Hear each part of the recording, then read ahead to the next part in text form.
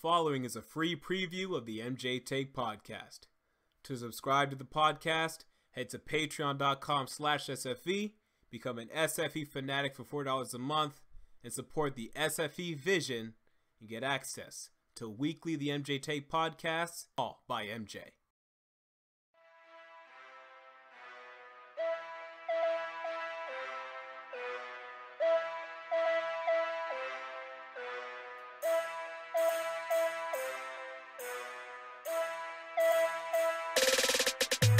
Okay, so I want to talk about NFL Week 2 because I did not talk about NFL Week 2 last week because, again, my voice was gone. So we will do what I normally do, although now we'll be able to take our time because I'm not going to be rushing too much. We're going to look at the scores of each Week 2 game, giving my thoughts on each game. And next week for the MJ Take podcast, I'm really going to tell you where I think each team is going as it relates to their overall season, what I'm currently projecting for that team, and what not. So, I already discussed Texans-Bengals. There's no need to do much more of that, but I must say this. If you watched my Texans versus Bengals game recap, I specifically said, and hopefully you people are learning the fact that I kind of know what the hell I'm talking about. I specifically said, if you would actually watch this game from an analytical standpoint, if you can actually open your eyes, use your brain, critically think, if you can do things beyond what your eyes are just seeing from the screen, if you can go beyond, if you can use your football knowledge, you will clearly see that Andy Dalton was not anywhere close to being the main problem in this football game. You would see that it was 100% all on the offensive coordinator, Kanzan piece. It was clear as day, people. I don't know how people didn't see it. It was obvious. I mean, people are like, why isn't Andy Dalton throwing to AJ Green? Hello, turn on the damn tape. These play designs were specifically, towards players not named AJ Green. They throw a screen to Tyler Eifert. Andy Dalton would look left as soon as the ball was snapped because it was a scheduled throw to the flat, to the running back in the flat. Okay, he would look off AJ Green as if that was the play design. Look at the play design. Look at the play architecture. And you would see it was all the offensive design. It was the ridiculous offensive philosophy that the Bengals offensive coordinator at that time was implementing. So what the hell did they do? They fired Kanzan Peace. And I told you this would happen. This is what you can see. This is what you can learn if you actually look at football beyond the plain view, beyond surface level. This is what I'm trying to preach to people. And they don't understand this. And they don't get this. The easy answer is Andy Dalton isn't very good. Come on, damn it. We know he's at least decent. I mean, how the hell do you make the playoffs once, twice, 3 times, 4 times without being decent? Playoffs. And I understand he had a good surrounding unit. Good. It wasn't damn great, people. I mean, the Bengals defenses, they were good. Geno Atkins, Adam Jones, Terrence Newman. They're good. They ain't no damn Seattle defense. Ain't no damn Richard Sherman, Earl Thomas, no! Richard Sherman, Earl Thomas, Cam Chancellor are better than anyone the Bengals have had other than AJ Green in the past 10 years. Sorry, Geno Atkins. They're better. Okay, so I don't want to hear that Andy Dalton stinks and the Bengals have been carrying him. It's ridiculousness. This guy is good. We saw him 25 touchdowns, 7 interceptions, 2015, would have won the MVP to me. Or at least he was going to come close with Cam Newton. Probably wouldn't have won it, actually. I take that back. He wouldn't have won it because Cam Newton was just way too far and away the MVP. But damn it, he was in the discussion. If he would have stayed healthy, would have had about 32 touchdowns, about 9 interceptions, over 105 passer rating, ridiculous. Probably 13-3 Cincinnati Bengals, and they probably would have finally won their playoff game. But that's a bit presumptuous. Okay, I can buy that. I'm projecting there. Andy Dalton's fine. If you put Andy Dalton on the damn Jacksonville Jaguars, they go to the playoffs. I guarantee you. If he can lead the Bengals to the playoffs in the past, he can lead the Jaguars to the playoffs now.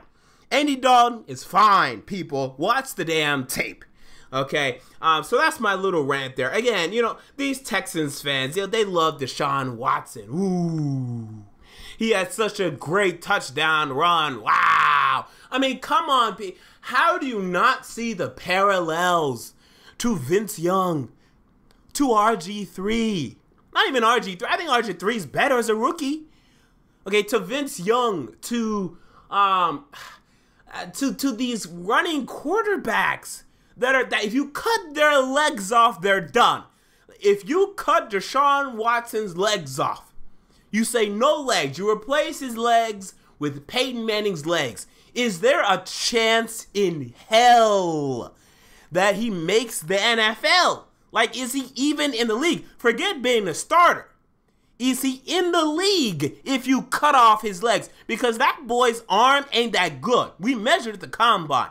He had one of the worst velocities at the combine.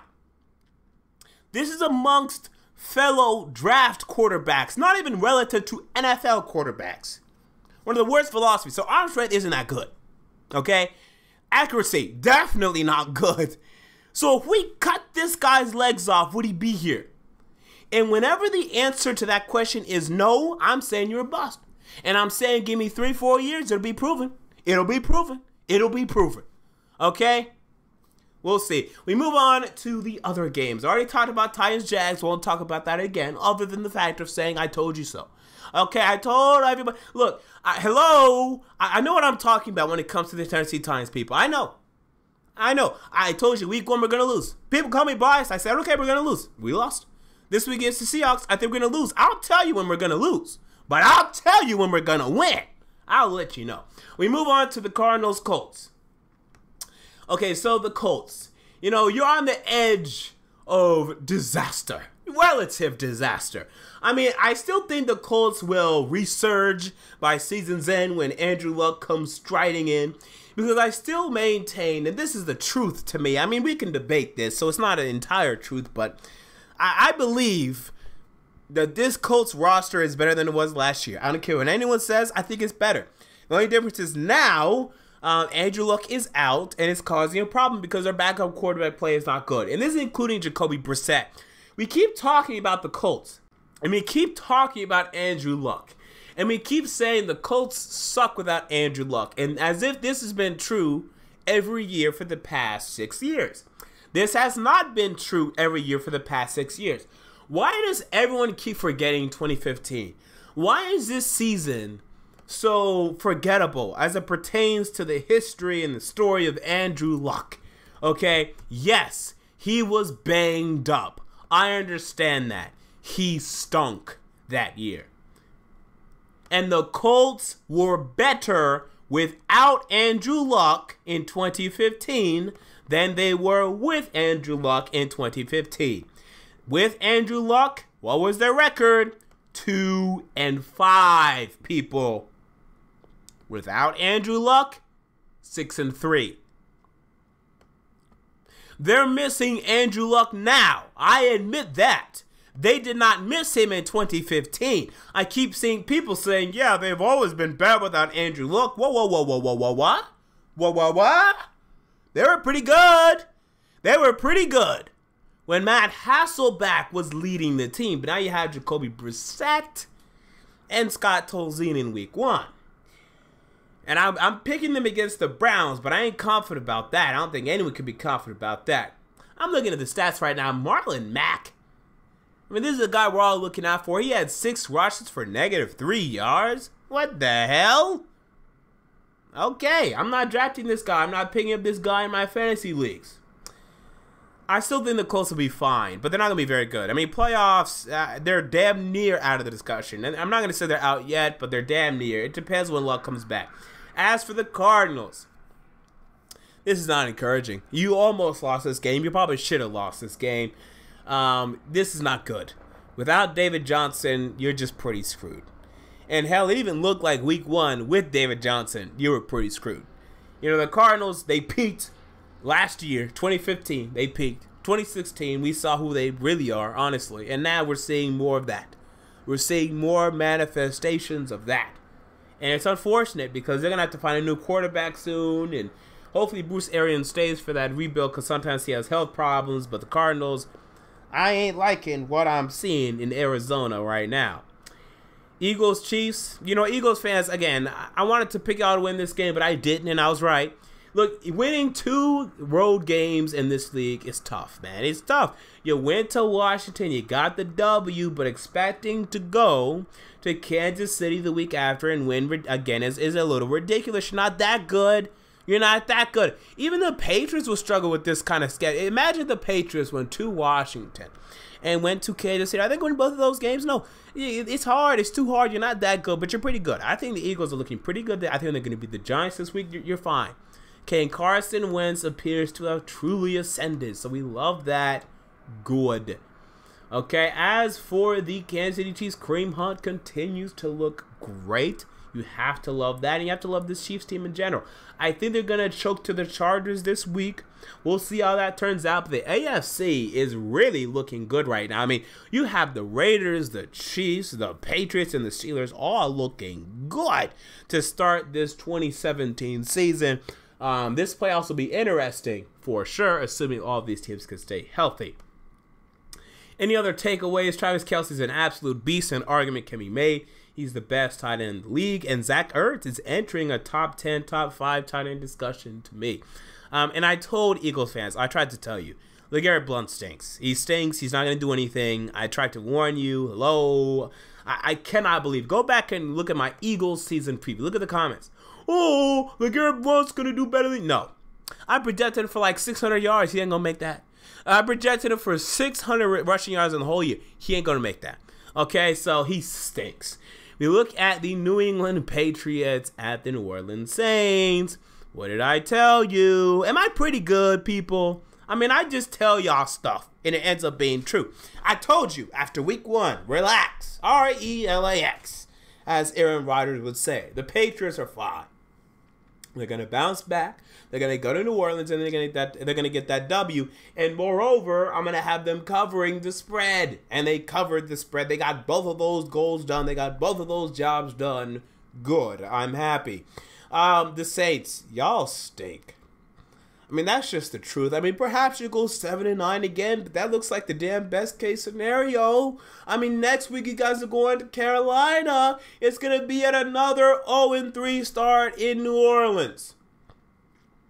This Adrian Peterson fiasco is an absolute fiasco. And it's time to shake things up in New Orleans. And maybe, you know, like we've never seen. I mean, we could see Sean Payton and Drew Brees out of New Orleans in 2018. I think that's where we're headed. Because nothing's happening. Shit ain't changing. I mean, it's the same. Can you believe it? Their defense still stinks this bad. Thomas Brady, 447 passing yards. Oh, my God. And he was on pace to break the damn NFL record at halftime. Hell, in the first quarter, he was on pace. The Saints defense stinks. And I tried to tell Saints fans this. I told you, you haven't made improvements.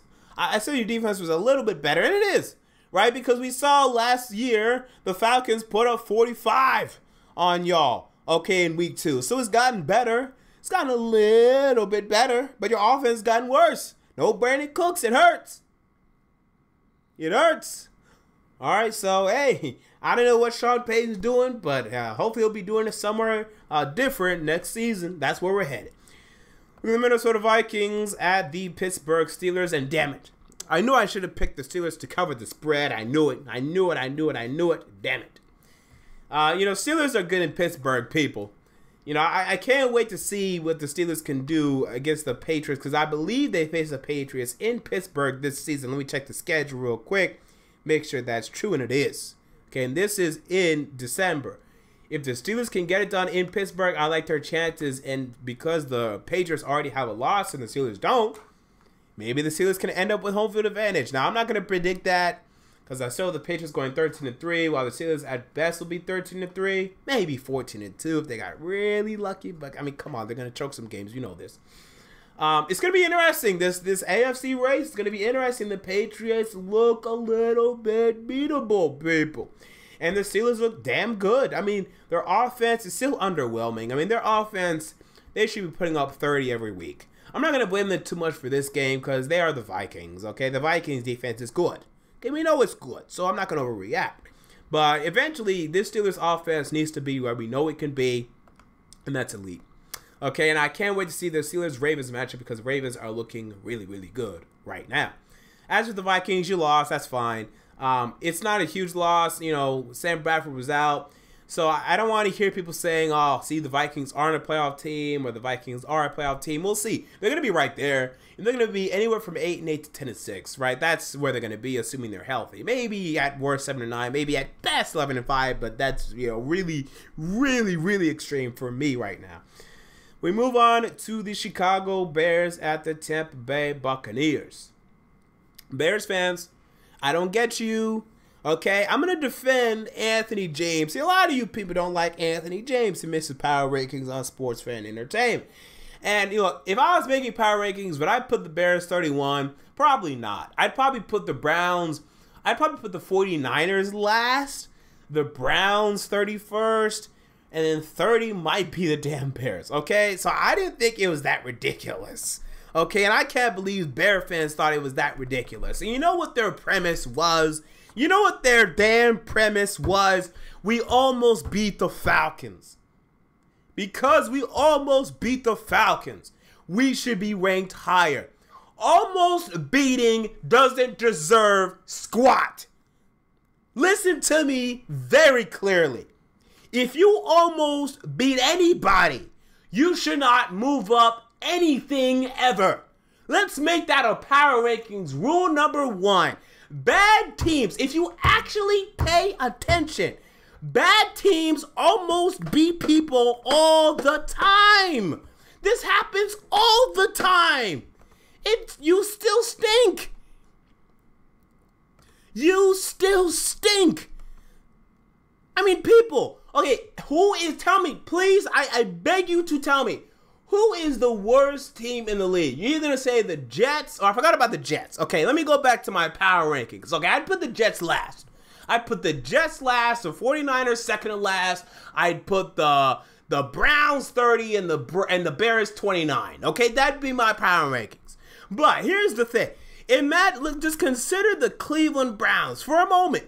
Did they not almost beat the Steelers week 1? Sure, they almost did. They lost by 3.